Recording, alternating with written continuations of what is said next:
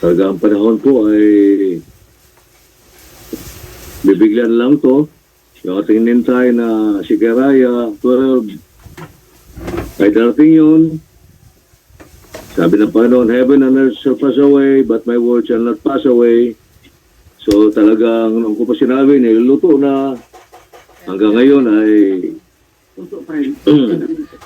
patuloy, magka silang mga intelligence nila, ang isa almusal na kailan makalaban ay nagpaplano talaga na i-wipe out wipe out ha. I-wipe out yung, ang term na ginamit, wipe out. So pareho yan, noong 1967, Six Day War. Pareho yan 1973, mga kapatid. Na wipe out. So, yan ang hinintay natin. At masyadong aktibo po ang Iran. O, akala natin, Ezekiel 38 at 39 yan. Hindi po yan. Kasama ang Russia, pero hindi po yan, mga kapatid. Ezekiel mo na si Keraya mo na ang mauna talaga. Kahit anong gagawin ko, si Keraya talaga ang mauna. Kasi una doon sa verse 1 pa lamang sa Secretary 12 ay makikita natin na aktibo ang United Nations doon. Aktibo rin siya upang supilin yung mga tao sa buong mundo. So, hindi pa naman papapil yung Antikristo dahil hindi pa lubos-lubusan ang kanya pong papel, hindi pa talagang nalipain nga sa panahon. So alam natin, mga kapatid, na i-entra din yung Antikristo na yan, mga kapatid. So tuloy tayo. Let us be prayerful and sober, sabi ng Bible. Let's watch and pray. Stuck up. Praise the Lord.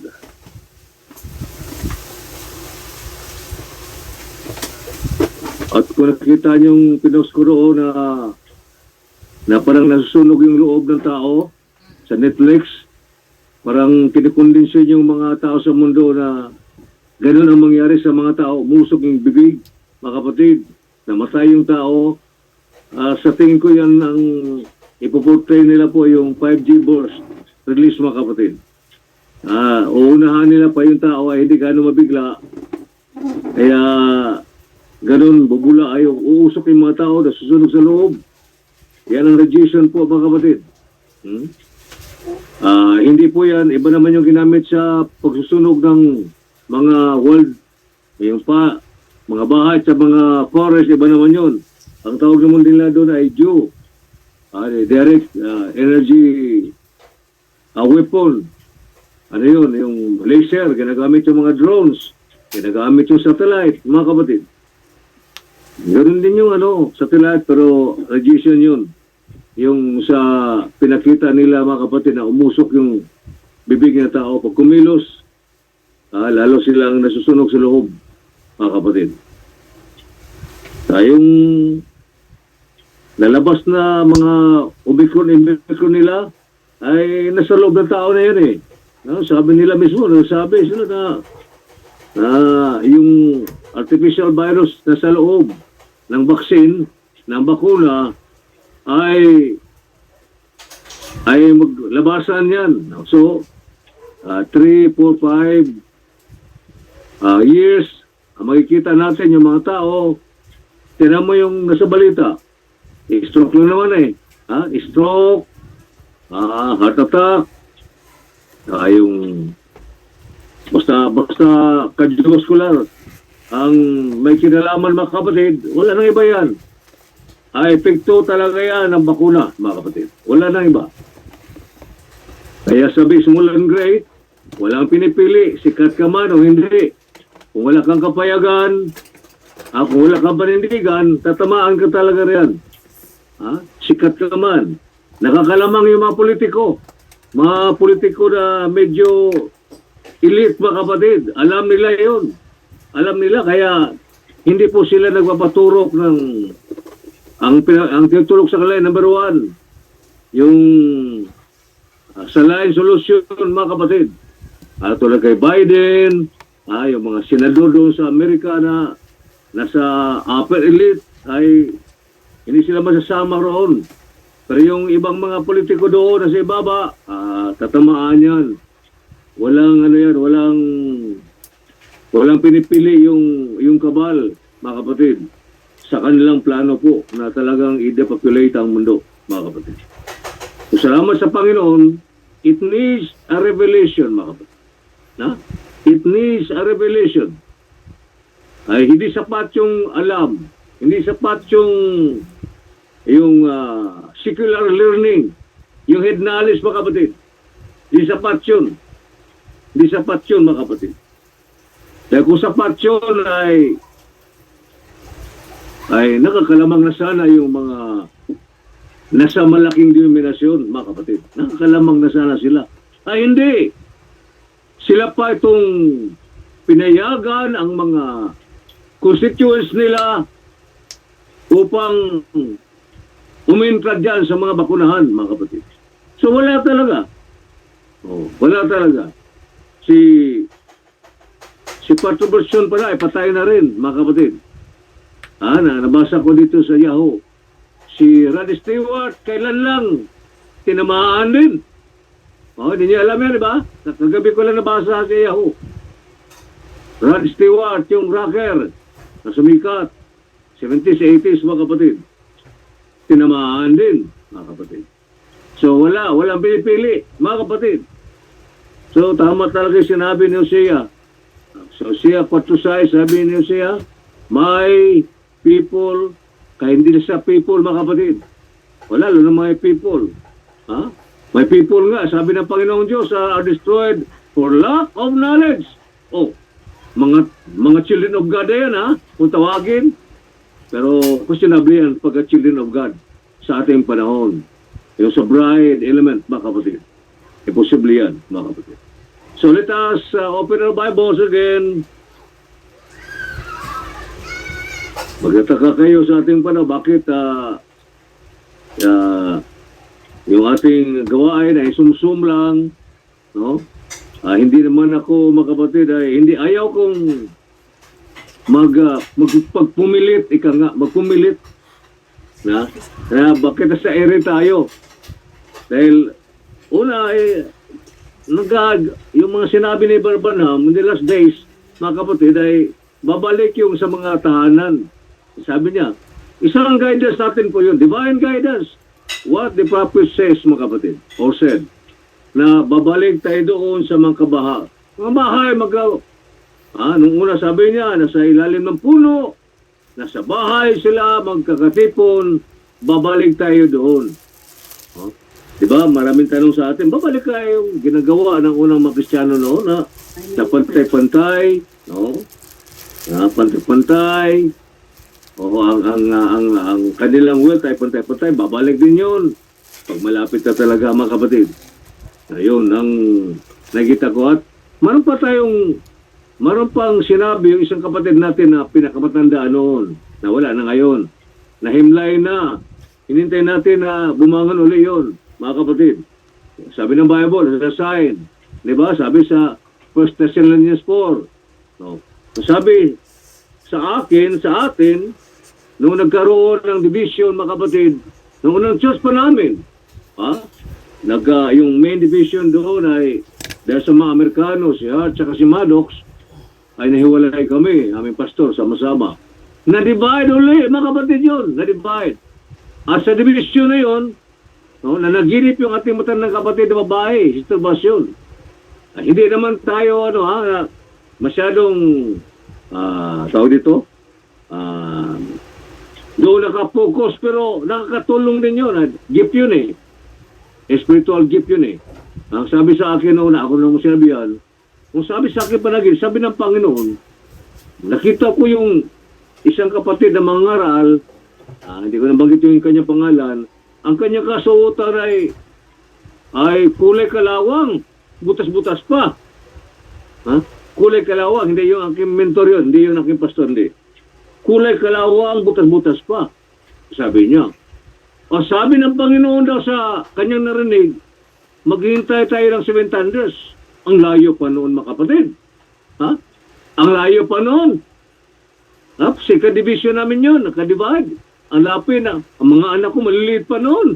Hindi pa kompleto ang pito yun. Ha? Nasa aking puso lang lagi yun, sinasabi. Maghihintay tayo ng 7 kulong. Akala namin noon, akala ko noon na malapit talaga ang panahon. Pero umabot pa ng 40 years, mga kapatid. Pero mo, diyan hindi ko sinalang-alang yung mga gift na yan, mga kapatid. Sabi ni Barbanam eh. O sabi ng kapatid maghintay tayo ng 7 kulong. Hindi pa ako pastor noon, mga kapatid, hindi pa. Maghintay. Ibig sabihin, wala nang gawain. Patuloy kami. Mayroon ko palang gawain. Dadali dito. Pero may magawain pa eh. Kung maghihintay raw tayo sa 7 kulong. So, may mga gawain pa eh. So, baliwala. Hanggang dumating tayo sa panahon na ito, mga kapatid. Guided by Barbanam, sabi niya, babalik tayo sa dati. Hindi nga tayo nasunod dahil sa yung talagang like sa buko bahak, sa mga pisos na nasa bahay lang sila, mga kapatid. Dahil sa lockdown, iba namang senaryo sa ating panahon. Lockdowns, bawal lumabas. Ayun. Pero parang pareho lang din, mga kapatid. Mayroon naman tayong Zoom. Pero alam natin na nagkakatulong itong Zoom sa atin. Pero ano rin to, ay gagamitin din ng kaaway ito sa atin, mga kapatid. At hindi tayo magpatuloy sa Zoom dahil talagang iipitin tayo. Yun ang masasabi ko, yung bird's eye view. Kaya importante yung magdadalo tayo dahil sabi naman ng Panginoon doon na where the eagles gather together, ang sabi doon, ang mga agila po ay where the carcass is pala, there the eagles gather together. So, sabi ng Matthew 24, the meat in due season. So, maroon talagang pagkain ng kapanahunan. Na iba-ibang kapanahunan may pagkain. So, wala na tayo doon ay maniwala. Sa atin nakasama na tinuya-tuya tayo, mga kapatid. Wala na tayo doon. Bahala sila sa sarili nila. Basta, safety na tayo, mga kapatid. Why safety? Why safety? Because God vindicated our warning message, mga kapatid. Kung walang medigasyon, sana, ay hindi pa tayo seated, mga kapatid. I know God vindicated our message. Simple message lang, mga kapatid. Huwag tayong sumuko. Huwag tayong magpa-under sa kanila. By way of vaccination, mga kapatid. Once we are vaccinated, under na tayo sa kanilang spell. Under na tayo. Under na tayo, mga kapatid. So, matagal na hinintay. Kami, matagal. Kailan yung mark of the beast? May sinisira ng mga disclaimer. Ano yan? Sunday yan. Sunday worship yan. Ngayon hindi na. Kalat na, mga kapatid. Kalat na sa Amerika. Lalo sa Amerika. Sa Europe, kalat na yan. Yung talagang microchip implant. Kalat na yan. Hindi na yan pasubali, mga kapatid. So, totoo po. Yung ating mga mentors noong una. Sabi, ay microchip yan. Yung ano na yan, yung mark of the beast. Tatlo yun sa Revelation 13. So, salamat sa Panginoon. Provide siya explanation doon. Why 3? Or ang ginamit. Or. No wonder, napaka-bilis po nilang dumami. Kasi saan silang, kung may pintuan, 3 pintuan nila, mga kapatid doon. 3 pintuan. Mark of the beast. Nandoon na sila sa kalaban, sa mga kabal. Ang sila po ay, the name of the beast. Ibig sabihin the name. If you are under their organization, hindi ka man ng markahan, hindi ka man na chip implant, mga kapatid, under ka pa rin nila. and the other is the number of his name. Ayun na yun. Sigurado na tayo na the number of his name ay resulta po yan ng bakuna, mga kapatid. Resulta po yan. Yung nabakunahan, hindi naman naniwala sa atin. Baka sakaling malusaw pa nga yung nanochip sa kanila through antidote. Ang alam natin, antidote ay suramin lang naman. Suramin at saka ivermectin. Kung ayaw maniwala, hindi talaga magtitake yan. Ha? Kung hindi maniniwala, hindi magtitake yan.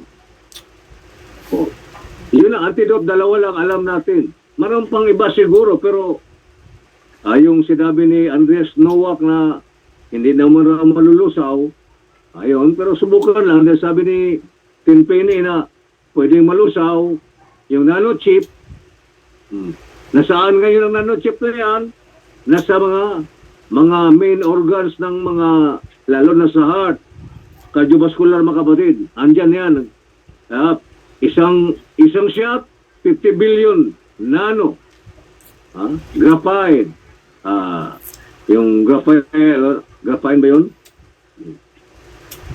Tapos, another shot, another 50 billion. O saan yan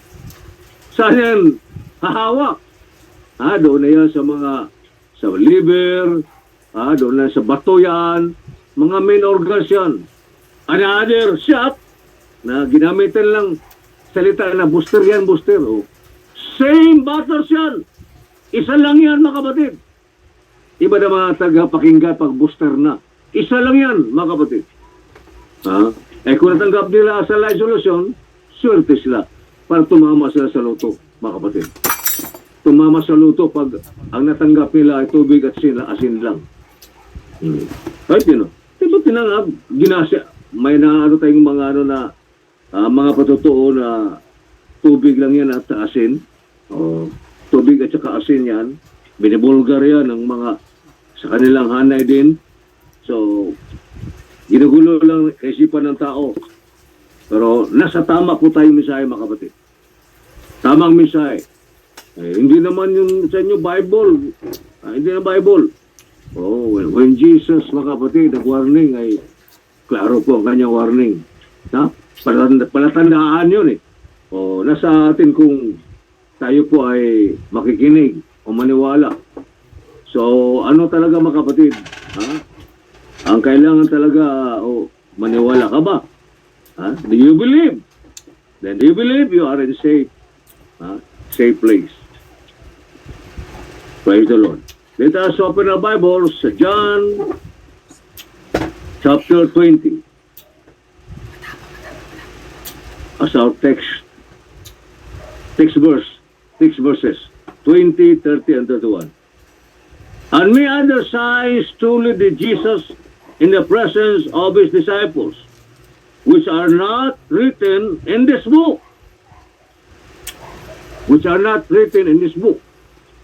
So, hindi na importante yun. Hindi sinulat eh. But these are written that ye might believe that Jesus is the Christ, the Son of God, and that believing ye might have life through His name. So, dakilang Diyos, ikaw po manguna po sa aming Bible study, Lord. Pangunahan mo ang iyong militar lingkod, Lord. May limit lamang ang kanyang unawa, Panginoon. Kung apalya pa ang kanyang memorya, kaya ikaw po magbigay ng inputs, Lord, sa aming pagtalakay po at pagbulay-bulay po sa iyong mga salita, dakilang Diyos. Pagpalain mo, Lord, ang iyong salita, mangusap ka, Panginoon. Pagpalain mo, Lord, ang iyong mga anak, dakilang Diyos. Purihin ka sa tanging pangalan ng Panginoong Kristo Jesus. Amen. Sabi siya, Amen. Patuloy tayo. Maaaring last series ito, yung ating pong pamagat. Did Jesus introduce himself as God or to be God? Nagpakilala ba si Jesus, mga kapatid, na siya Diyos? May nakita ko sa internet na nagsabi, naglalaban, nag-argumento sila. Pinakita lang sa mga reels, mga kapatid doon, na tinanggihan daw ni Jesus ang kanyang pagka-Diyos. Ha? Tinanggihan. Sabi ng isang nag-post doon, ipakita mo sa akin ang talata na tinanggihan ni Jesus na Diyos siya. Ayun, maganda yun dapat to. Ha? Tinanggihan ni Jesus. Wala namang litra po litra, mga kapatid, na tinanggihan talaga ni Jesus, mga kapatid, ang pagka-Diyos niya. Pero mayroon siyang tinuturo na Diyos. Ha? Mayroon siyang tinuturo na Diyos. Parang epekto, ganun na ninyon. Na sinabi niya, hindi ako ang Diyos. Ang tutungan may nababasa tayo sa ating last text, mga kapatid, sa Mark 14:61, sabi niya, tinanong siya ng high priest, ikaw ba ang Misaya? Sabi niya, I am. Hindi mo tinanong, ikaw ba ang Diyos? Hindi. Ikaw ba ang Misaya? Ikaw ba ang Kristo? Sabi niya, ako nga. I am. Oh. Wala siya sabi, hindi. Ako Diyos, hindi. Wala. I am. Klaro po. Sa ating teksto ngayon, mga kapatid, sabi siya 31, but these are written that ye might believe that Jesus is the Christ, the Son of God. Not God the Son. Walang ganoon sa Biblia. Walang God the Son, mga kapatid. Na-invert yung phrase, mga kapatid. Kundi Son of God. Son ang of na preposition po, mga kapatid, sa God. Son, modifier siya. Son of God. Pag sinabing God the Son, iba na po yun. God the Son. Kaya magtalakay tayo, mga kapatid. May napansin din ako, mga kapatid, na mayroong isang theologian, hindi ko alam, di siya napakilala ng doktor siya mayroon sa mga video, mga kapatid. Ang sabi niya, na-convert siya sa Islam. Kaya unti-unti niyang sinisiraan, mga kapatid, ang Kristiyano. May tanong pa siya, may topic siya, is Jesus a Christian? Or what kind of topic, what kind of question? Is Jesus a Christian? Stupid. Niluko niya yung mga tao. Is Jesus a Christian? Tinan mo lang yan. Wala tayong mababasa ng Biblia na ganyan. Na si Jesus ay Kristiyano. Wala. Pero tinawag ang mga followers niya na Kristiyano. Acts 11. They were called Christians at Antioch. In Antioch. In Antioch yun. Lower Antioch yun mga kapatid. Dalawang Antioch kasi si Biblia. So, tinawag sila mga Kristiyano. Bakit Christians? Dahil followers sila ni Kristo. Matawag pa sa kanila, they are of the sect of the Nazarenes. Mga kapatid, sa Acts 28, 26. The sect of the Nazarenes. Sekta ng mga Nazarenes. Or, ang followers nila ba, ang following po ay, ganoon po, Nazarene ang tawag. Bakit? Tagaroon kasi sa Nazareth po, ang ating Panginoon. Tando siya lumaki, mga kapatid. So, makikita natin na maraming, pero mo nagtagal ka sa Bible School, kumuha ka ng thesis, mga kapatid. Maaari nagiging doktor ka, Doctor of Laws, o Doctor of Divinity, mga kapatid. Pero, nakasalamuha mo yung teaching ng Islam, iiwanan mo ang Bible. Hahanapan mo ng butas ang Bible. Pero mo yan, anong espiritu yun? Kawawa yung mga taong yan. Makikita mo, nakatay, maganda, respektadong mga tao, mga kapatid, gusto magpakilala dahil sa kanilang mga video, magpakilala, gusto kumita rin siguro, may mga libro, tapos makikita mo, mga kapatid, na confused. Why confused? Confused yun. Nasa mangandang kalalagyan ka na bilang Kristiyano, totoong recipient sa ng Panginoong Diyos, kanyang mga pangako, pupunta ka doon sa mga grupo o panampalataya na patungo doon sa lake of fire? Ha? Mabuti na lamang, mga kapatid, kung siya po ay maabutan sa panahon at isa po siya, mga kapatid, na ma-convert again. Bakit?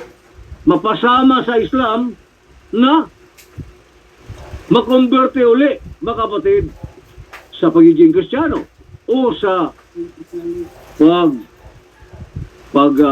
pagsamba sa tunay na Diyos. Marumbang ganun, ito ay eksena to sa Biblia, mga kapatid. Finished product na to. Hindi tayo magkakamali. That is, if we believe, kung tayo po ay maniwala. Let us turn our Bibles sa Isaiah 60, mga kapatid.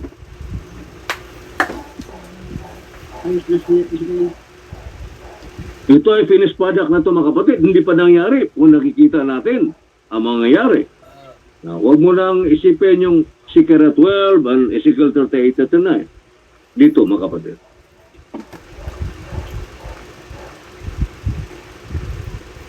Dito na tayo sa 59 verse 20. Papasok tayo ng chapter 60. 59 chapter verses 20 and 21. And the Redeemer shall come to Zion, and unto them that turn from transgression in Jacob, said the Lord. Yahuwah yan, Jehovah yan. Tetragrammaton po yan. Pangalan ng Panginoong Diyos. As for me, this is my covenant with them, said the Lord. Yahuwah, my spirit that is upon thee, and my words which I have put in thy mouth, shall not depart out of thy mouth, nor out of the mouth of thy seed, nor out of the mouth of thy seed, said the Yahuwah, from henceforth and forever. Verse 1, arise, shine, as the light is come. Sa Zion to, mga kapatid, ha? The land of Zion, which is Israel. The light is come, and the glory of the Lord is risen upon thee. Mga kapatid, is risen upon thee. Ito, mga kapatid, ay resulta ito ng Ezekiel, ng Ezekiel 12. Ito po ang mangyayari. Ito po eksena, magkagera, itong second to the last miraculous war, mga kapatid, na ito, na ating hinihintay, ito po ang resulta, mga kapatid. So, ilawakan ang iyong pananaw, i-visualize, mga kapatid. Yan na po ang mangyari. Sabi ito, the glory of the Yahuwah is risen upon thee. For behold, the darkness shall cover the earth, and gross darkness the people. But the Yahuwah shall arise upon thee, and his glory shall be seen upon thee. So, there will be darkness, virtual darkness, mga kapatid. Alam natin sa panahon na ito ay tribulation na ito. And his glory, ang kaluwalhatian po ng Diyos ay makikita sa kanya, kay Israel, kay Zion.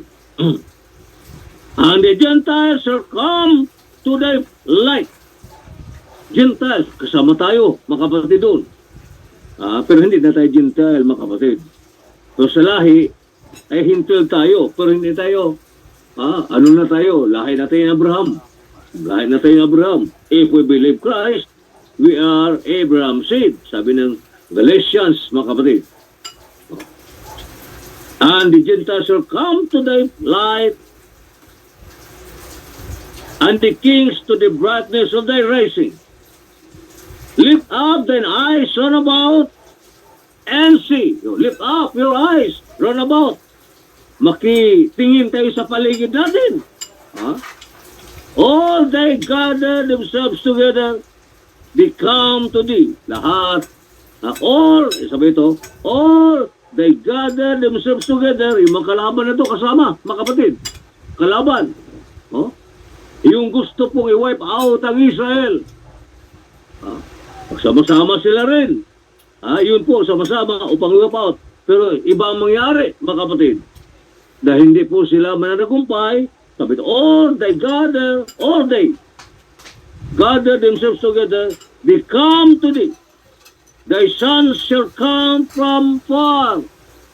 Thy sons shall come from far. And thy daughters shall be nursed at thy side. So, every walks of life, mga kapatid, ay patungo doon, yung aliyah nila, yung immigration nila, mga kapatid. Pagkatapos sa Secret 12, then thou shalt see and flow together. Flow, hindi na plow yan. Flow together. And thy heart shall fear and be enlarged. The heart shall fear and be enlarged, because the abundance of the sea shall be converted unto thee. The abundance of the sea. The abundance. Material blessing yan, mga kapatid. Oh? The abundance of the sea. Yung ating topic ng unang panahon, yung mga mais sa dagat, mga tawag dito, mga natural gas, mga kapatid, na kanila pong tinatrabaho ngayon. Nakita natin doon sa sa ano yan, sa ano ni Jacob, blessing sa kanyang mga anak, na saan ang mga area tinutuntun nila, mga kapatid, saan sa ulunan ni Joseph, ganun, ay andoon nakabaon yung billions of natural gas, mga kapatid. Blessing po yun, shall be converted unto thee. Ibig sabihin, ay talagang magkusto yun, pagkapala yun sa kanila. Wala Amerika, wala na, mga kapatid. Wala na Amerika. Wala na yan. For sole purpose lang yung Amerika, mga kapatid. Doon po yun sa Revelation 12. Sila po ang takbuhan ng mga remnants, mga kapatid. Sa 42 months. Sana ay, pag nabanggit ako mga numero, yung mga press ay na i-restore na sa isip kung anong ibig kong sabihin. 42 months o last 3 years. No? Kung bago lang tayo ay hindi na talaga natin mag-grasp. Pero kung medyo nakasubaybay, kailangan talaga Bible study. Kailangan. The forces of Gentiles shall come unto thee. Ano yung forces? Military ba yan? Hindi po. Hindi. Yung forces ay blessing pa rin yan, mga kapatid. Para sa Israel. Para saan, mga kapatid? Kaya ang blessing na yan. Pagkatayo na ito ng third temple.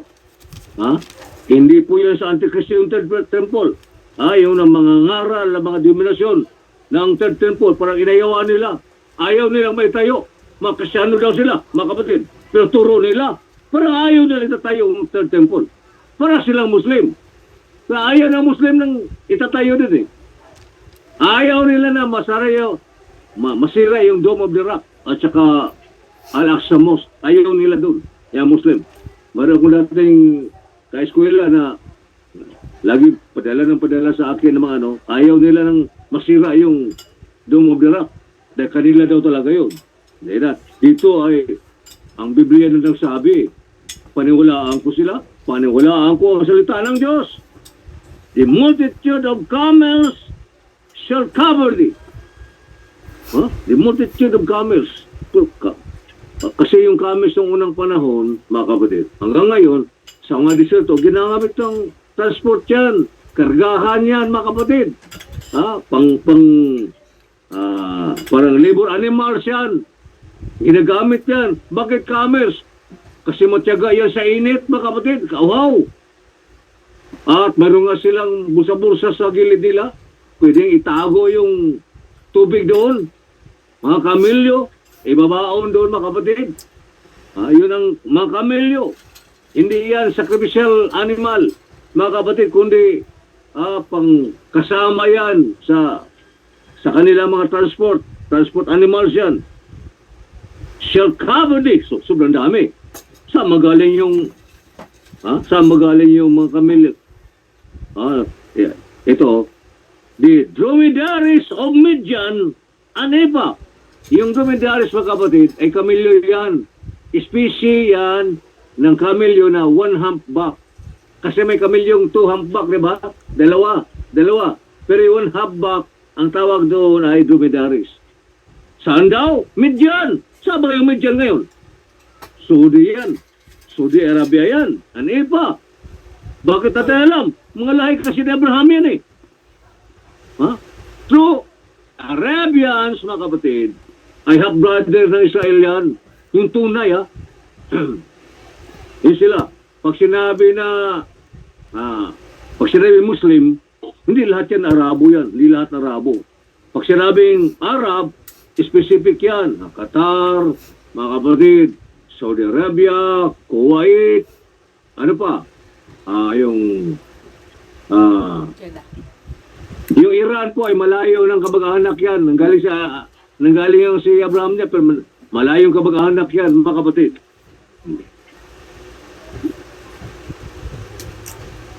All day from Sheba. Ayun, alala mo, the Queen of Sheba? Mga kapatid, the Queen of Sheba. Yun yan. Ha? Huwag dinila natin doon yan sa Ezekiel, sa Genesis 10. Mababasa natin sila. They shall bring gold. See? And incense. Gold and incense. Nilagay pa yung gold sa ang equation ng gold and incense pareho lang halaga. True, noong unang panahon, ang incense noong unang panahon ay kasing halaga ng gold, mga kapatid. Kaya nga nung nagdala, mga kapatid, ang Magi, mga wise men, noon doon sa Sabsaban, kay Jesus na doon sa bahay, 30 klase ang kanilang aginaldo, ang kanilang gifts. Gold, yung isa ay frankincense, specific yan, particular yan, incense, klaseng incense yan. Mahamahalin yan. At saka myrrh. Ginagamit din yan, papabango sa mga perfume, mga kapatid. Mamahalin yan. So dito, nilagay, gold and incense. Sa ating panahon kasi, ang insenso po ay hindi na ganong mahal. Bakit? Makakabili na tayo saan? Sari-sari store. Ginawa na nilang balot-balot. Mabili natin, baka isa? Piso ba? Ayaw ko, 5 piso na siguro ngayon. Yung insenso at kamangyan, pampabango yan, ginagamit ng pare yan, sa kanilang mga misa, yun na rin yun, pero bumaba ang kanyang value. Bakit? Oversupply. Yung unang panahon, mga kapatid, ay hindi gaano maano ang supply. Pero ang gold ay nanatili, mga kapatid. Kasi ang gold po, kailangan meminahin mo yan. Ang insenso po, ang pag-incense po ay dagta ng kahoy yan. Hindi na minimina yan. And they shall show forth the praises of the Yahweh.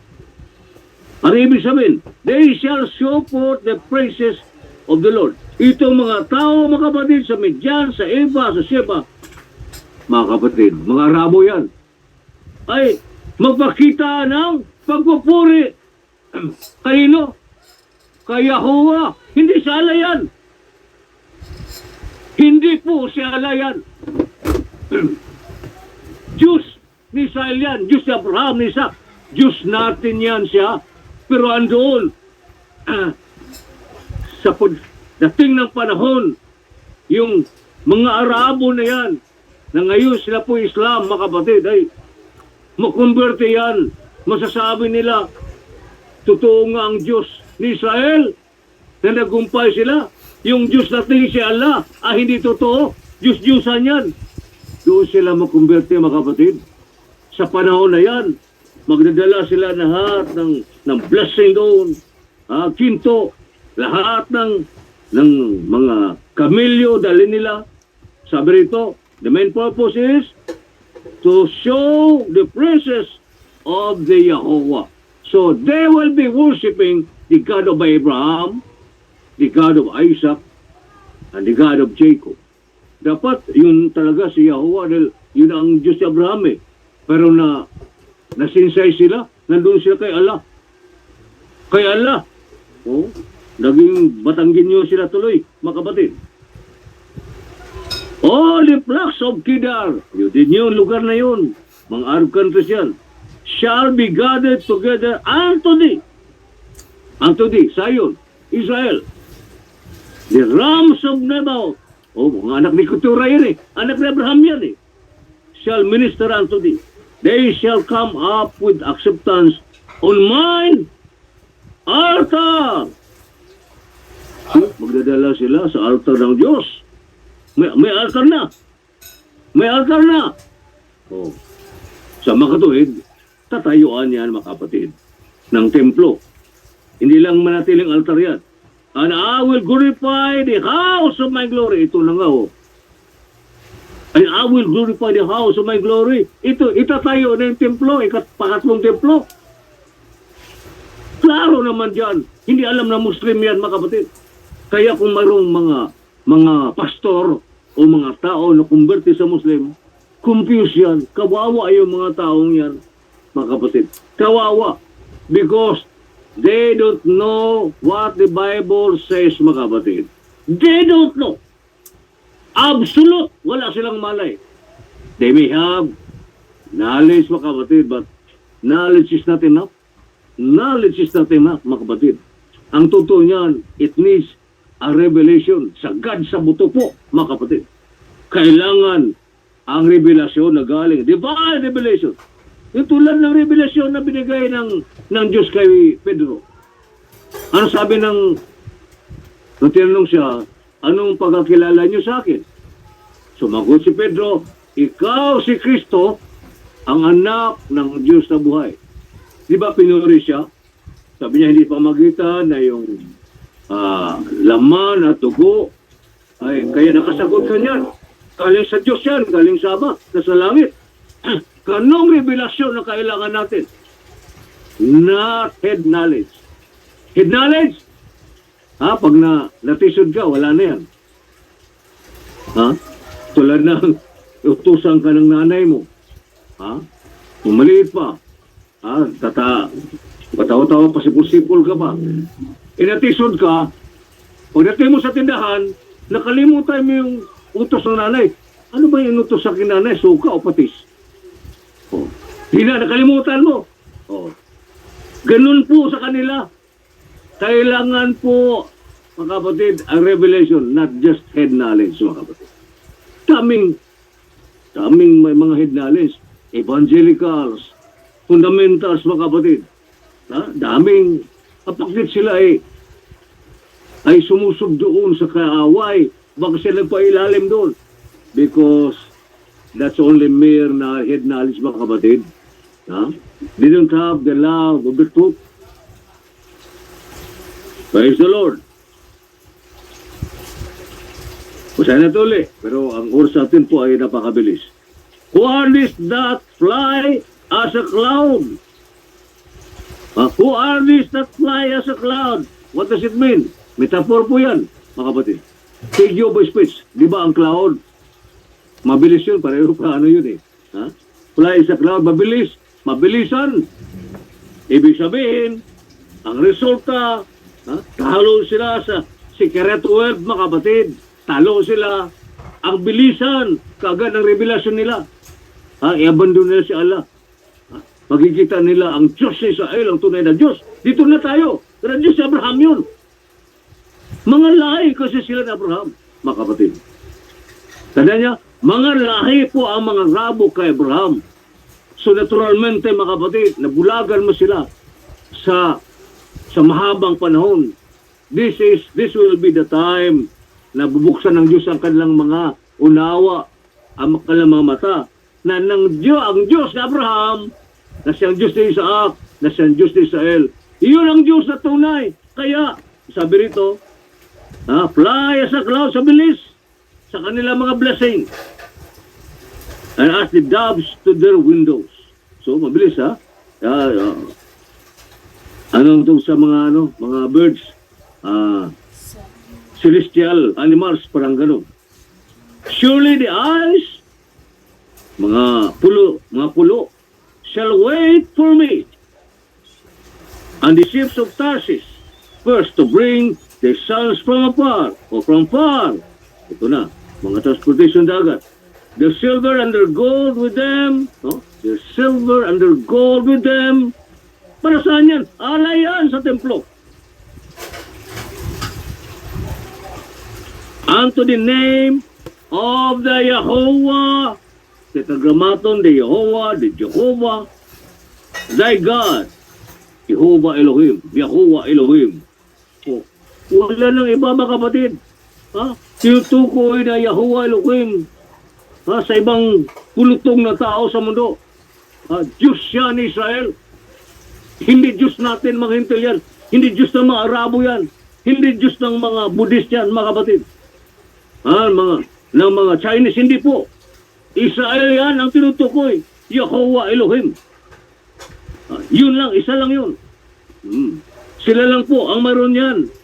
Kaya tinatawag tayo upang maglingkod. Yan ang pinakilala ng Diyos. Ni Kristo sa atin.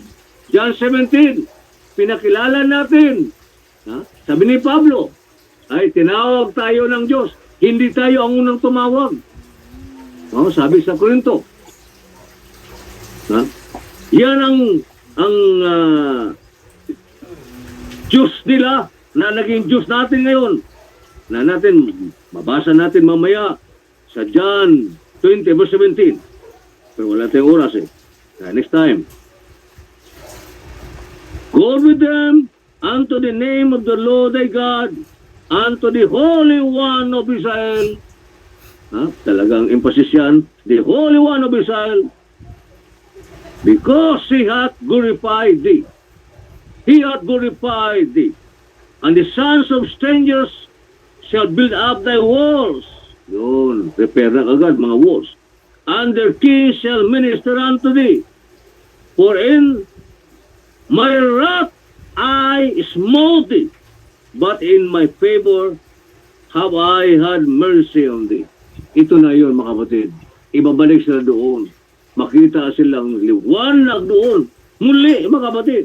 Yung sinasabi sa Isaiah mga kapatid. Sabi sa Isaiah dito, babay kayo dyan, dito sa chapter 1 ng Isaiah. Ito makikita natin. Sa itong eksena. Pinispadak na yan. Kung tayo po ay babalik o hindi maniwala, kawawa yan. You are a candidate to the lake of fire or for the lake of fire. No, 10 na. 11 pala. Isaiah 1 ba yan?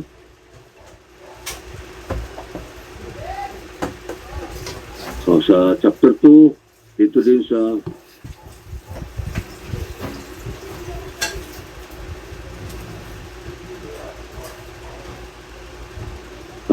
chapter 2 lang tayo. Chapter 2. Verse 1 muna. The word that Isaiah the son of Amos saw concerning Judah and Jerusalem. And it shall come to pass in the last days. In the last days, sa ating panahon yan, that the mountain of the Lord's house,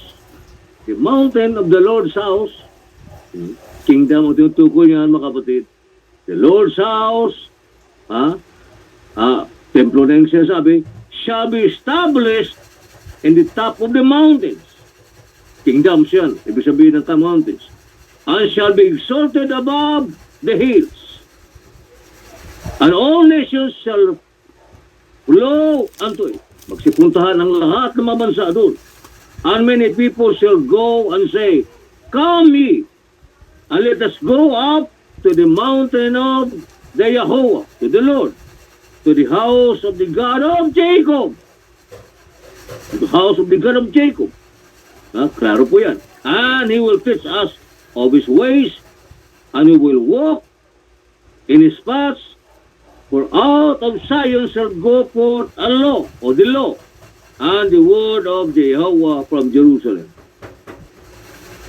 And He shall judge among the nations, and shall rebuke many people, and they shall beat their swords into plowshares. Wala ng gera, mga kapatid. And the spears into pruning hooks. Nation shall lift up sword against nation, neither shall they learn war anymore. O house of Jacob, come ye, and let us walk in the light of the Lord. Ito yung mga kapatid. Ang mangyayari, mga kapatid, ha? Sa panahon na yan, ma-establish na yung third temple. We need that third temple. Why? Because it is written, it is a finished product, mga kapatid. Nakikita. Nasabi lang, hindi mangyayari yan, magkakaroon ng templo. Malaking gira yan. Just wait a little time. Bahala ang Diyos yan. Paano patagin yan? Yung mga hindi taga-riyan, papatagin yan. Huwag kayong matakot ng World War III. Ang World War III ay banahuli na po yan ng Great Tribulation. Hindi mangyari yan. Ang Diyos, ang kanyang kalooban, mga kapatid, ang siyang masusunod. Dala ba tayo? Balik tayo sa Isaiah 60. 12. For the nation and kingdom that will not serve. Sa 11 muna. Therefore the gate shall be open continually. Open continually. Why? Ano bang purpose ng gate? Para sa kalaban yan eh. Isasara yung gate para wala makakapasok na kalaban. Yun. Pero open continually, wala nang sarahan. Ibig sabihin, wala nang kalaban. Talo na yung kalaban. Wala nang kalaban. They shall not be shut day nor night, that men may bring unto thee the forces of the Gentiles. Hindi yan military force, mga kapatid. Hindi yan mga tao. Yun ang nabanggit natin. Gold, silver, lahat niya pakiabangan, animals, basta lahat na kailanganin para sa templo. Iron, yung cedar of Lebanon, kailangan yan. The cedar of Lebanon, kaya makakapasok sila doon, mga kapatid. So, Lebanon, Israel yan eh. Binigay ng Diyos na talaga yan kay Abraham, ang Lebanon. Ngayon, hindi pa. Nakuha na nila, pero binalag nila, mga kapatid. Yun. That the forces of the Gentiles and that their kings may be broke. Wala na sila, mga kapatid. Ang kanilang mga pinuno ay maglilingkod na, makakilala na po sila. For the nation and kingdom that will not serve thee shall perish. Yea, those nations shall be utterly wasted. Alam nila yun. Pag hindi siya magsumiti roon, mga kapatid, sa Israel, sa Diyos Israel, patay sila. Sabi nito, the glory of Lebanon shall come unto thee. See? Ano ba yung glory of Lebanon? The fir tree. The pine tree. The box together to beautify the place of my sanctuary. Kailangan Lebanon. Yung cedar yun. Kasi yung cedar ay pamilya po ng fir tree at saka pine tree yan eh. May pula, may dilaw. Nakakita ko sa Amerika na gano'n ang cedar. May pine tree, magkatabi lang sila. Marisa, ano ba ito? Yan cedar. Ano lang sila, yung kapamilya lang ng pine tree. Ang tataas, mga kapatid, tuwid ng mga kahoy, mga kapatid. Ang ganda ng mga kahoy. Ang ganda ng mga grano. Kasing ganda po ng, kapareho lang siguro sa Nara. Kaya lang ay, mas mahal ito, mga kapatid, kasi Nara. Kasi ito mga kahoy na ito, habang inainitan ay bumabango. Ang Nara hindi po. And I will make the place of my feet glorious. See? My feet glorious. Doon kasi siya maghahari, mga kapatid. Sino doon maghahari? Anak ng Diyos, mga kapatid. Siyempre kasama ang Diyos doon. Pero in reality, pagdating natin doon sa Thessalonians, siya po upo doon. Hindi makikita ang Diyos. Hindi makikita. The sons also of them that afflicted thee shall come bending unto thee. See? Hingi pa ng sorry. Bending means ay humingi ng tawad, humingi ng pasensya na kayo, na ginira namin kayo, parang gano'n. napabango. Bending unto thee, and all they that despise thee shall bow themselves down at the soles of thy feet. Ayun. Susuko sila. Pag they will bow down, mga kapatid, sa paanan, suko na yun. Hindi na ano yun. Hindi na lalaban yun. And they shall call thee the city of the Lord, the Yahweh, the Zion of the Holy One of Israel. Whereas thou hast been forsaken, yung Zion, and hated, so that no man went to thee, I will make thee an eternal excellency, a joy of many generations. Thou shalt also suck the milk of the Gentiles. Ayun, yung blessing yun, mga kapatid. And thou shalt suck the breast of kings, and thou shalt know that I, the Lord, am thy Savior and thy Redeemer and the mighty one of Jacob. Lahat ng sentro na ekonomiya, mga kapatid, doon na. Suko na ang buong mundo. Kilalanin na po ang Israel. The light to the nations. 17. For brass, I will bring gold. Ganun ka, tawag dito, ang Israel.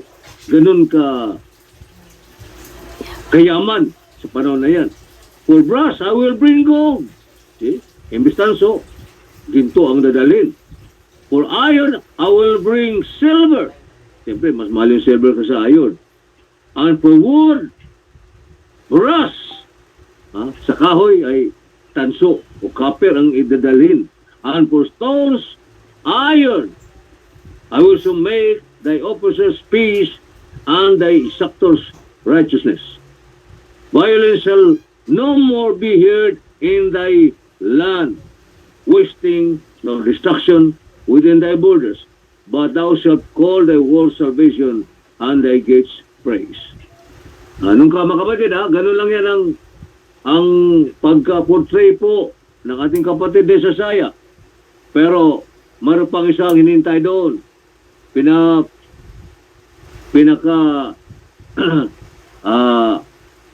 Tawag dito, gira na ultimatum. Ezekiel 38 and 39. Ito ay resulta po ng Secret 12. Kaya, sinong papatag niyan? Anong resulta? Mapatag yung Dome of the Rock? Yung templo ngayon ng gold-plated ang taas. Bilog. Dome of the Rock tawag doon.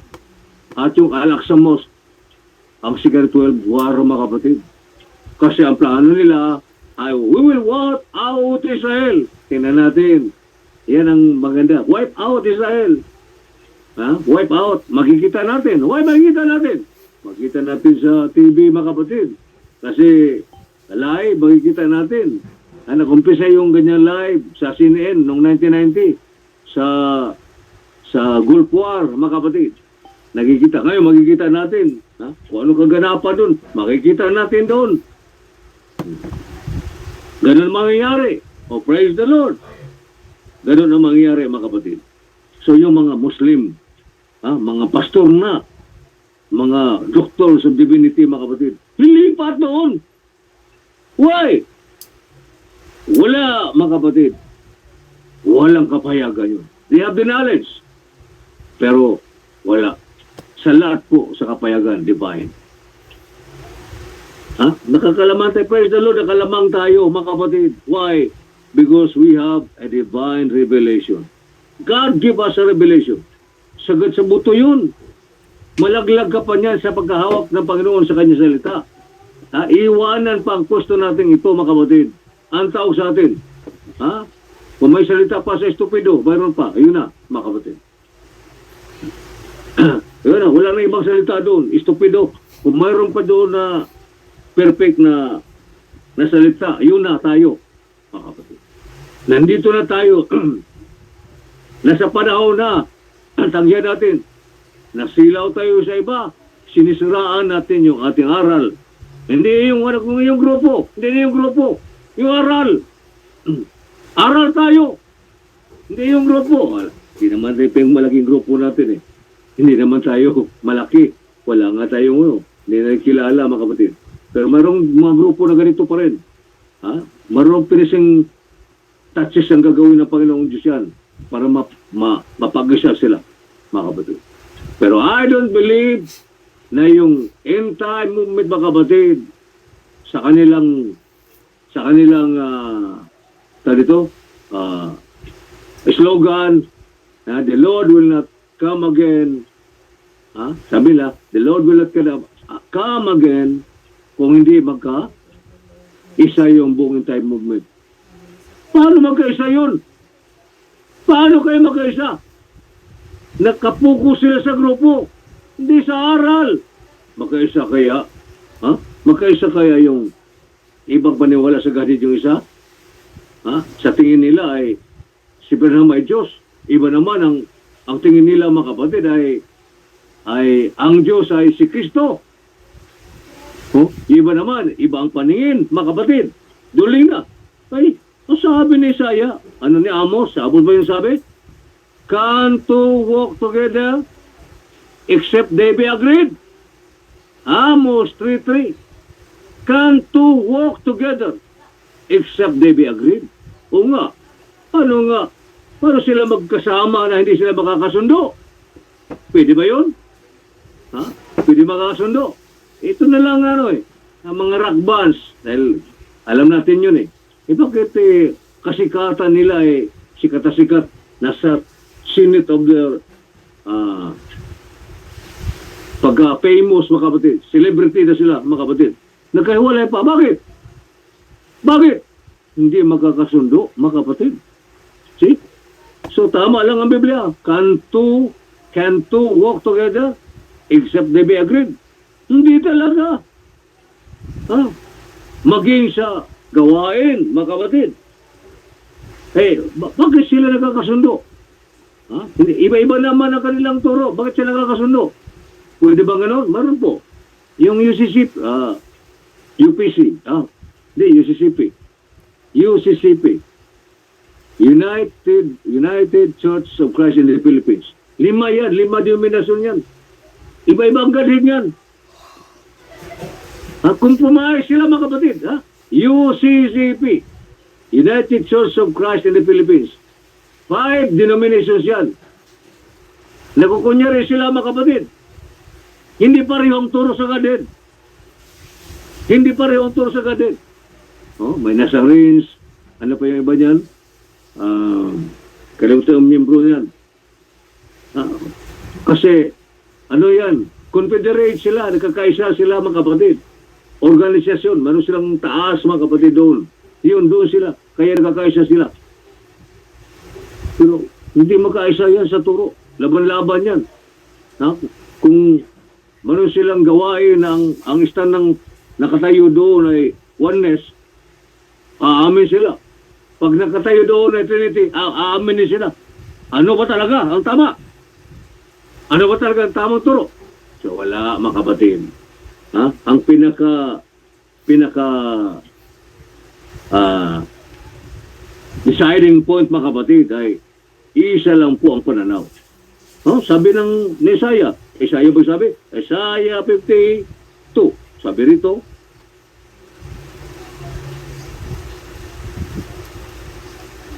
Isaiah beginning at verse 7. How beautiful upon 52. 7. How beautiful upon a mountain are the feet of him that bringeth good tidings and publisheth peace, that bringeth good tidings of good, that publisheth salvation, that said unto Zion, thy God reigneth. Thy God reigneth. Thy watchmen, mga kapatid, ito ay, watchmen ay symbolikal sa mga mangaral. Thy watchmen shall lift up the voice, as if sa orchestra, with the voice together shall they sing. In harmony. They will sing in harmony. For they shall see eye to eye. See? They shall see eye to eye. Ang ibig sabihin siya eye to eye, ay nakakasundo yun. Pareho unawa. Hindi duling. Eye to eye when the Lord shall bring again Zion. They will see eye to eye. Magkakasundo. Hindi pare-pareho. Kasi sabi, the Lord will not come unless magkaisa sila. Kahit pa magkaisa sila ng maraming beses. Ha, mga kapatid. O hindi sila magkakaisa. Darating pa rin ng Panginoon. Ginawan mo yung kondisyon yung Panginoon. Hindi. Sabi ng Panginoon, hindi ako darating kasi mga palo si Branham, hindi pa nagkaisa eh.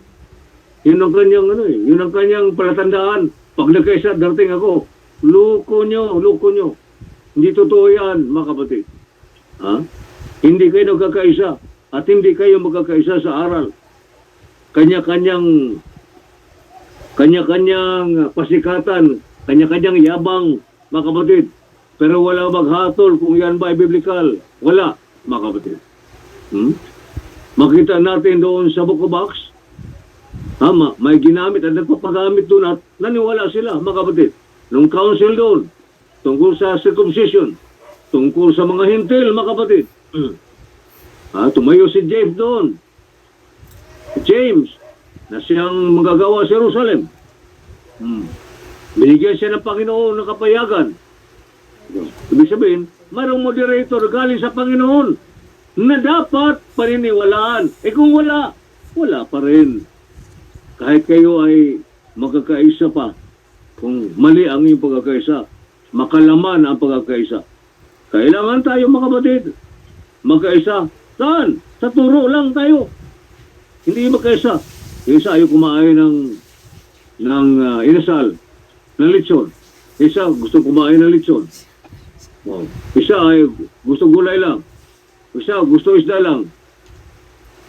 Diba? Hindi doon. Hindi sa pagkain yun. Kundi sa mata. Kung anong paniwala mo. Nakikita mo, nakita ko. Hindi ko nakikita eh. Tinan mo muna, nakita mo ba? Opo, nakita ko na. Kakasundo kayo, mga kapatid. Yun ang ibig ko sabihin kung nakuha nyo. Sabat tayo kanina? So, ang topic natin po ay tungkol po doon sa kung si Jesus ba ay napakilalang Diyos, mga kapatid.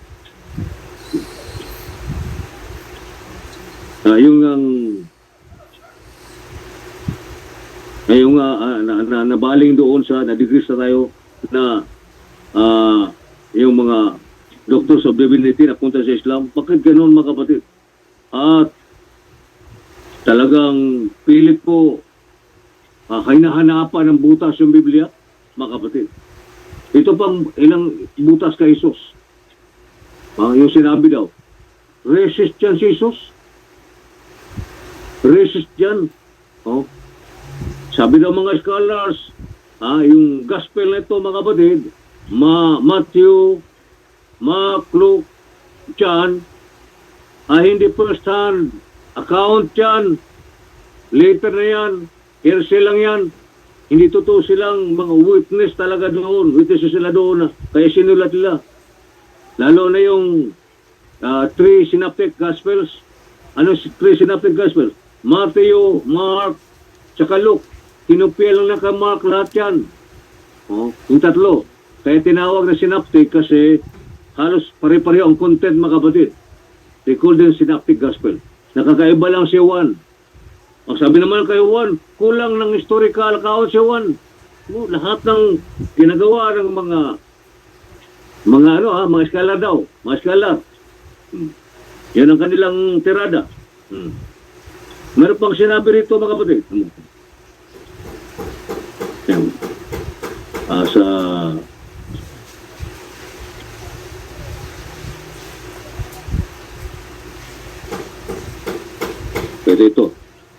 Ito.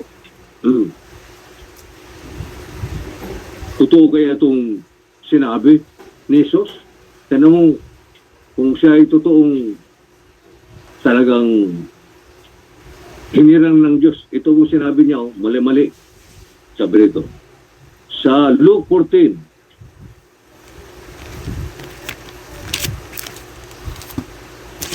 Luke 14, verses 25, umpisa. ano to sa kanila?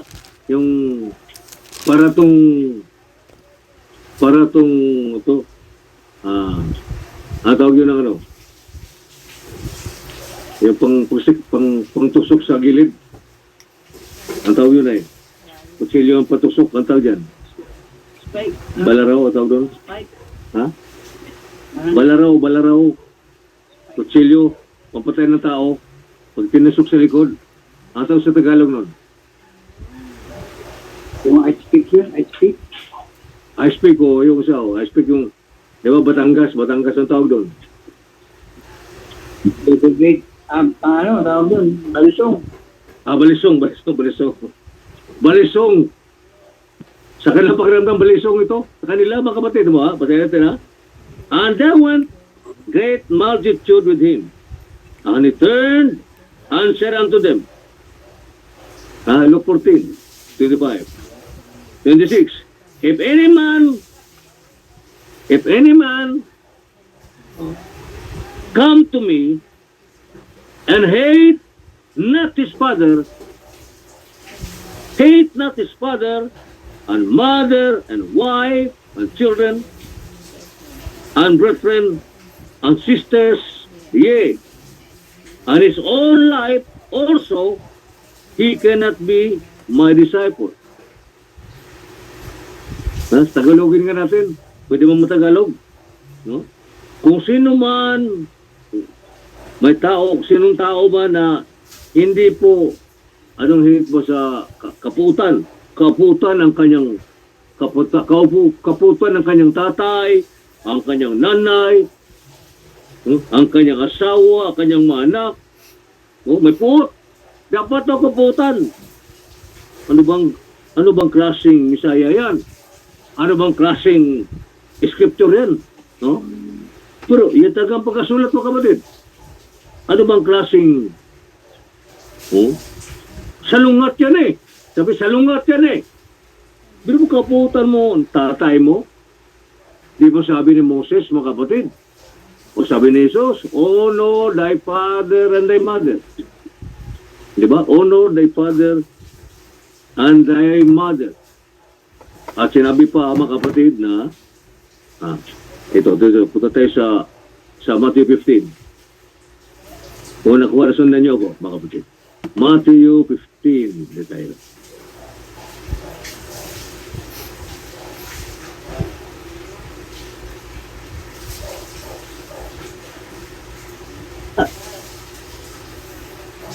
Verse 1.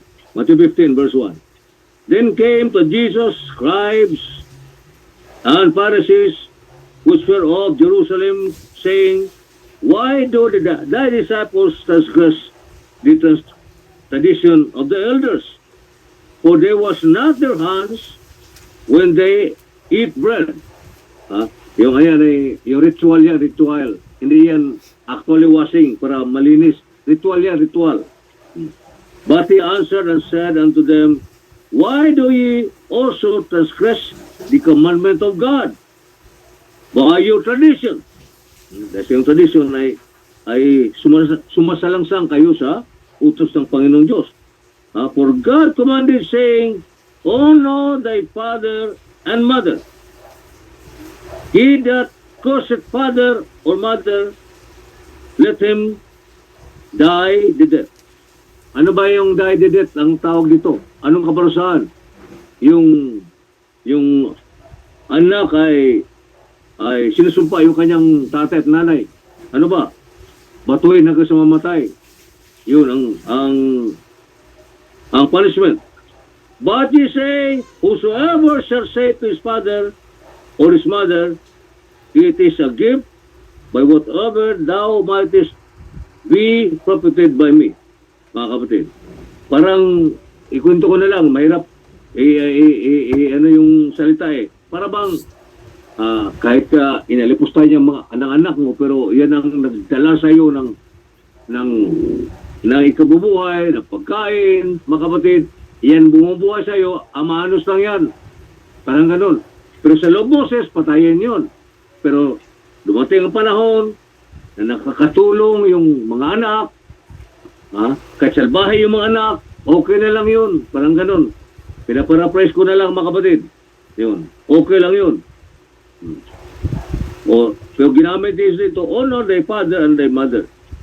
Honor thy father and thy mother. Doon kasi yan sa ano eh. Doon kasi yan sa Exodus 20.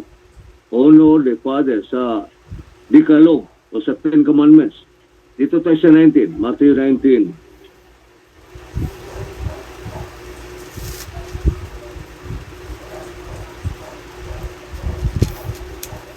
Matthew 19. Ito sa young man, yung young ruler, rich young ruler. Sabi nito, 16 tayo umpisa. And behold, one came and said unto him, Good master, what good thing shall I do? Nagtatanong ang rich young ruler, that I may have eternal life.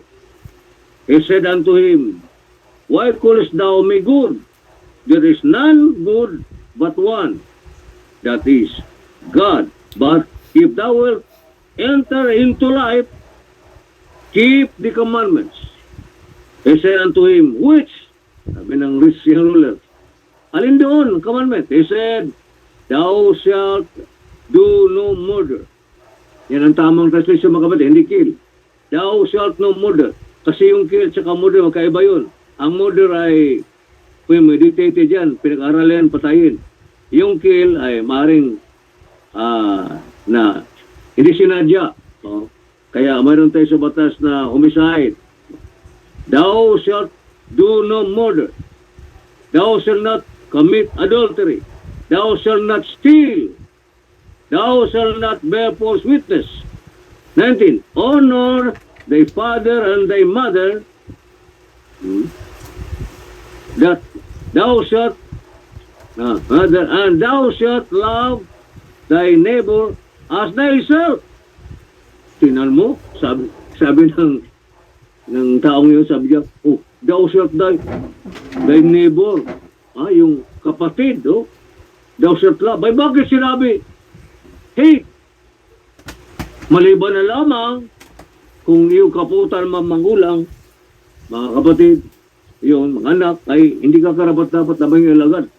O, parang walang lusutan ang kalang isip, mga kapatid.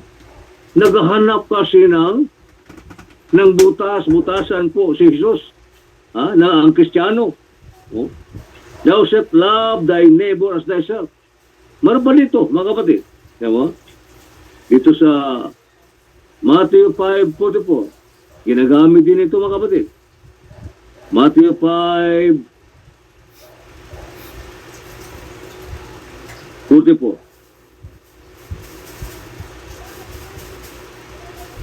But I say unto you, love your enemies. Pero mo, pati nga ang mga kalaban ay dapat mahalin. Ay bakit sinabi roon, hate thy father and mother? Bless them that curse you. Do good to them that hate you. And pray for them which despitefully use you and persecute you, that ye may be the children of your Father which is in heaven, for he maketh his sun to rise on the evil and the good, and sendeth rain on the just and on the unjust. So, biro mo, love your enemies. Eh bakit? Para maging qualified na sumunod sa kanya ay kaputan yung magulang. Bakit kaputan? Mukhang mali yun. Racist daw. Si Jesucristo natin ay racist yan. Islam na yun eh. Muhammad na yun eh. Racist daw na tao. Pero mo yan ang sasabihin nila. Racist na tao. Ito yung explanation dyan, mga kapatid. Upang hindi tayo magkamali. Madala tayo sa kanilang kalukuhan. Ulitin natin pagbasa sa Luke 14. The only verse lang to eh. The only verse. 26. If any man come to me and hate not his father, para bang nag-udyok na kaputan mo ang tatay mo. Ha? And mother and wife, biro mo, ang gulo na sa pamilya. Tatay at nanay mo ay kapuutan mo. Suntukin mo para mapuot ka. Asawa mo, gulpihin mo. Mga anak, parang ganun ang takbo sa isip nila. Hindi naintindihan mga kapatid. Wala kasing kapayagan yan, mga taong yan. Walang nakita na katotohanan, mga kapatid. No? If any man come to me and hate not his mother and wife, punta tayo muna sa Matthew 6:24 para maintindihan natin. Matthew 6:24.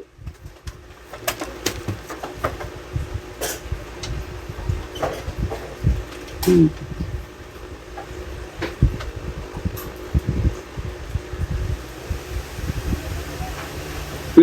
No man can serve two masters.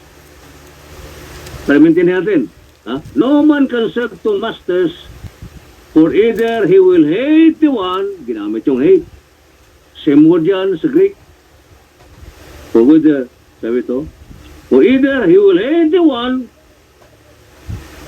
and love the other. So, dalawang comparison, mga kapatid. Dalawang comparison. Hate the one and love the other. Or else, he will hold to the one and despise the other. Ye cannot serve God and Mammon. Ibig sabihin, hindi pwedeng maglingkod tayo sa dalawa, mga kapatid. Maglingkod sa dalawa. Isa lamang ang paglingkuran natin. Ang Diyos na buhay. Hindi yung kayamanan, mga kapatid. Ha? So, hate and love. Punta tayo sa Matthew 10:37. Matthew 10:37.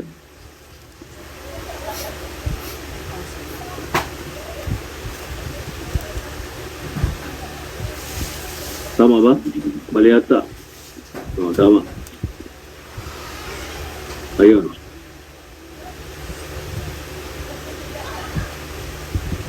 Dito tayo sa umpisa sa ano? Sa verse 33. But whosoever shall deny me before men, napain yung ang talata, Matthew 10:33. Him will I also deny before my Father which is in heaven. Think not that I am come to send peace on earth. I came not to send peace, but a sword. Kasi katotohanan ang dala ng Panginoon. Pag ang isang katotohanan mapunta sa pamilya at hindi magkakasundo ang pamilya, mga kapatid, magulo talaga yan. So ang pinaka sukatanan yan, sukatan o parameters ay yung panampalataya. Kung nagkakasundo ba, mga kapatid. Kaya matinig sinabi ng Panginoon yan, be not unequally yoked together with unbelievers. Napakahirap sa isang pamilya hindi magkakasundo ng panampalataya. Iba-iba. Kaya yun, sabi ng Panginoon, do not unequally yoke together with unbelievers. Dapat pareho lang, mga kapatid, ang panampalataya. Walang lalabas sa katotohanan. 35. For I am come to set a man at variance against his father, and the daughter against her mother, and the daughter-in-law against her mother-in-law. And a man's spouse shall be they of his own household. Sa katotohanan niya, mga kapatid, ang tutukoy ng ating Panginoon sa mensahe po. 37. He that loveth father or mother more than me, ito na, is not worthy of me, and he that loveth son or daughter more than me is not worthy of me. Yan ang ibig sabihin. Kapag mahal natin ang ating tatay, ating nanay, ating asawa, mga kapatid, more than sa ating Panginoon, hindi worthy sa Kanya. May alala ko, pero akong kabatch sa Navy, mga kapatid, ay kanya pong napapakuna siya kasama misis. Hindi tumagal. Wala pang isang taon yata, 2020 yata. Ha? siningil ng Panginoon ang buhay ng kanyang asawa. Makikita mo sa kanyang account sa Facebook, post ang post sa kanyang asawa, post. Parang Diyos-Diyos na eh. Lahat ng puri andun sa kanyang asawa, puri. Ha? Ibig sabihin, parang inangat yung kanyang asawa sa pedestal, mga kapatid. Yun ang sobrang pagmamahal. Labis na pagmamahal kaysa Diyos. Yun ang ayaw ng Diyos. Kaya yung sinasabi na, he that loved their father more than me. Yun ang sabihin doon. Bawas-bawasan, ilagay sa tamang kalagayan ang ating pagmamahal. Anong klase pagmamahal yan sa pamilya? Sa Greek, isang klase yan ay storge yan, storge. There are 4 kinds na dito sa Biblia na sinabi, 4 kinds of love. Agape, divine love. Ang sunod ay filial love. Mga kapatid, brotherly love yun. Ang sunod po ay storge, the love of family. At yung isa po ay dalawa lang pala binanggit at ang dalawa ay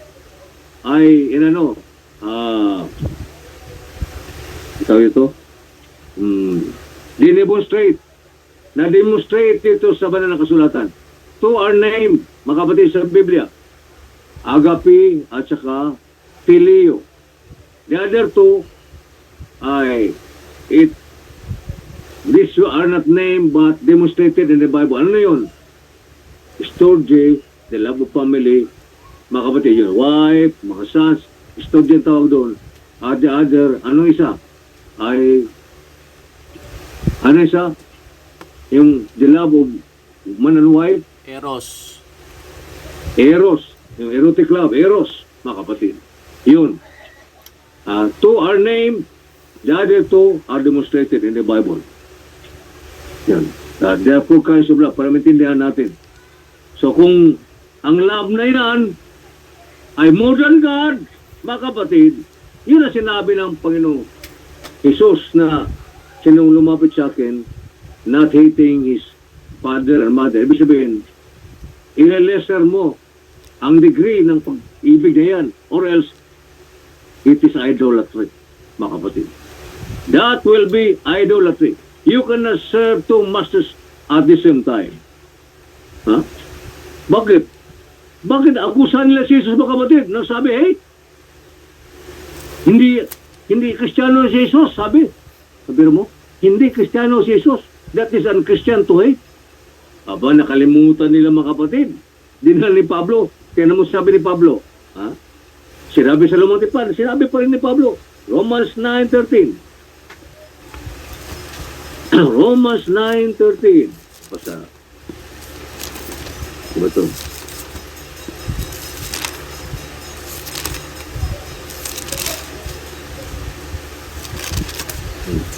Kali sa lumang tipan yan eh. Diba? Ito sa 12 na. It was said unto her, the elder shall serve the younger.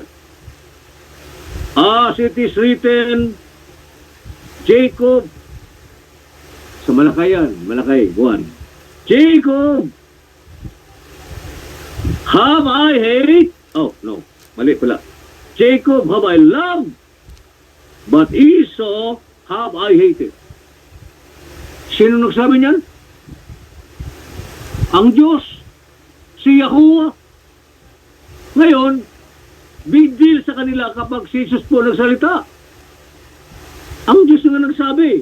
Sabi niya, Jacob have I loved, para may favoritism, mga kapatid.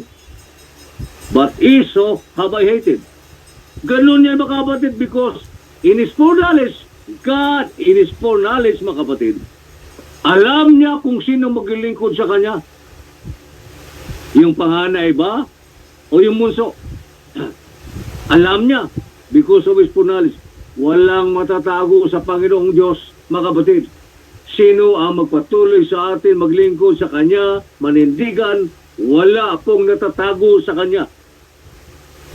Alam ng Panginoong Diyos sino ang masinsay po sa atin. Alam ng Diyos yan. That is for knowledge, mga kapatid. Alam ng Diyos. Kaya nakita ng Diyos si Jacob na maglilingkod talaga. Homebody si Jacob. Walang gaanong skill. Parang weakling si Jacob, mga kapatid. Kaya minamata. Like sa sine po na tinanggihan ni Joab, mga kapatid, sa sine yun wala naman sa Bible yun na ang paniwala ni Joab, the captain of the army, ay si Solomon ay weakling, walang kakwenta-kwenta, compared to Adonijah, yung kanyang panganay, ay kailangan hindi magiging hari si Solomon. Ang Diyos na nga nagsabi, si Solomon na maging hari. Dahil nakita ng Diyos, sino maglilingkod sa kanya? Dapat talaga si Adonijah ang maging hari. Panganay yun eh. So sabi ng Diyos kay David, yung anak mo si Solomon ang siyang susunod sa iyo. Dahil alam ng Diyos kung sino po ang maglilingkod. Alam ng Diyos kung sino po ang manindigan. Alam ng Diyos kung tayo manatili sa kang salita o hindi, mga kapatid. Kaya galing sa Diyos yan. Jacob have I loved, and Esau have I hated. Galing sa Diyos yan. Ang Diyos nagsabi. Tapos pagdating ng Panginoon, na nagbanggit ang Panginoon ng hate, ano sila kaagad, mga kapatid? Gagawin lang butas ang ating Panginoon. Na parang hindi tinawag. Parang sa Muslim kasi ay pupita lang ordinaryo ang ating Panginoon, mga kapatid. Ordinaryong propeta. So yun, dali. Isa pang talata, mga kapatid. Isa na lang talata. Buksan natin sa Deuteronomy 21, 15, 17.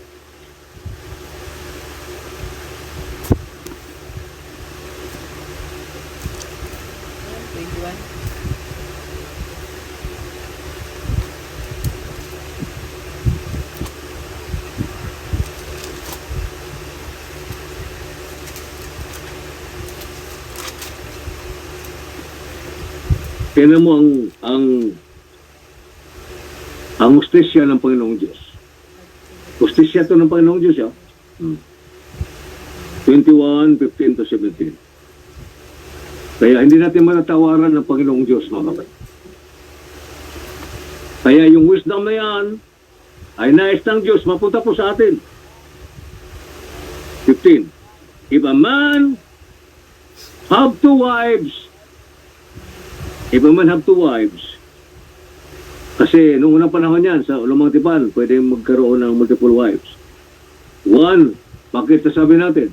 Pinayagan niya si Abraham, pinayagan niya si Jacob, mga kapatid, pinayagan niya si David, pinayagan niya si Solomon. If a man have two wives, one beloved and another hated,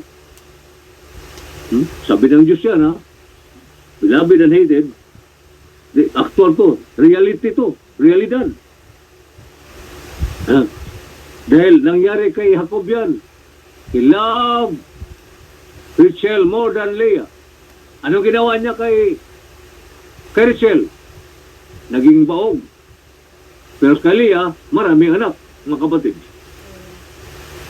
Biduksan niya ang bahay, sinapupunan ni Leah. Pero kay Rachel, sinara niya ang bahay bata. Yun. And they have born him children. Balita, they have a man have two wives, one beloved and the other hated. And they have born him children, may mga anak siya, both the beloved and the hated. And if the firstborn son be cursed, that was hated, the firstborn son, that was hated, hated. Then it shall be, when he maketh his sons to inherit that which he hath, doon na sa mana, that he may not make the son of the beloved firstborn before the son of the hated, which is indeed the firstborn. Gagawin niya ang firstborn, mga kapatid. Ha? Hindi ko mo, anak mo siya ay doon ka sa mahal mo asawa, yun ang gawin firstborn mo. Indeed, firstborn mo doon sa hated. Ang gagawin mo ay doon sa minus ang influensya sa iyo, doon sa anak mo na kinapuputan mo ang kanyang nanay. Gagawin ng firstborn. Bakit? Atin na po natalakay, mga kapatid, anong benefit sa firstborn? Mga mana, double portion. Kung sa karehan, mga kapatid, ay siya po ang magmana ng karehan. Tapos na tayo doon. But he shall acknowledge the son of the hated for the firstborn by giving him a double portion of all that he hath. For he is the beginning of his strength. The right of the firstborn is his.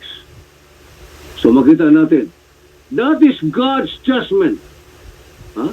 Sinusupil niya ang tao, yung tendensiya ng tao na magiging bias ang tao, mga kapatid. Ayaw ng Diyos ng bias.